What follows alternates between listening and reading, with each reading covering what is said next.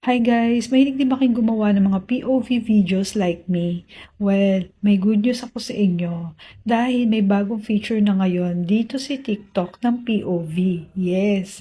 Hindi na tayo mahihirapan mag-isip ng mga ideas dahil nandito na. Tinulungan na talaga ng TikTok. Lahat na talaga. Lahat na tinuro na ni TikTok para sa atin. O diba? Napaka-spoiled natin. For disclaimer lang, para lang to sa mga hindi pa alam yung feature na to sa TikTok. Pero yung nakakaalam na, scroll up na lang. Well, eto na.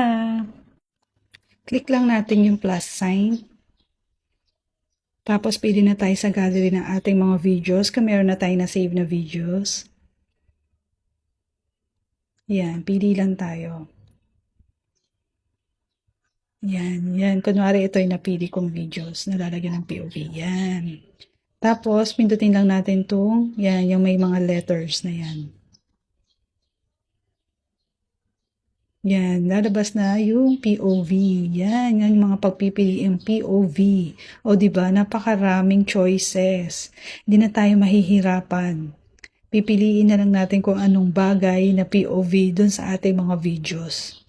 Yan. Tapos pag may napili ka na, kiklik mo lang yun. Yan, kunwari yan. You're living your best food life. Tapos check lang natin. So, ayan na. Pwede mong palitan yung colors niya, tapos palitan mo yung font niya, kung anong font ang gusto mo. Kung gaano kalaki, liitan mo or lakihan mo. Depende sa'yo kung anong gusto mong font. O, yan. Diba? After nyan, next na lang. And then, ready for posting na. Yan. O, diba? Napakadali lang. Kaya kung nakatulong to sa inyo, follow for more.